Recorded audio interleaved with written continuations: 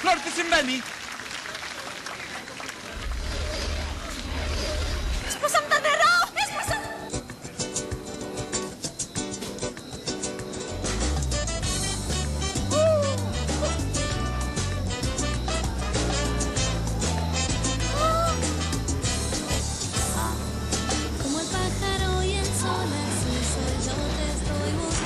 Ακούστηκαν με αλφαβητική σειρά ηθοποιοί: Γογό Ατζολετάκη, Νικολέτα Βλαβιανού, Άννα Γκούντρα, Παναγιώτης Θωμαΐδης, Στάμι Κακαρά, Παναγιώτης Καποδίστριας, Χριστίνα Κουτσοφιού, Σπύρος Μπιμπίλας, Ζανό Ντάνιας, Ανέτα Παπαθανασίου, Αλκιβιάδης Ρασούλης, Αυγερινός Σουλόπουλος, Φλόρα Φλέβα, Δημήτρης Φούτσης, Γιώργος Χατζηγεωργίου.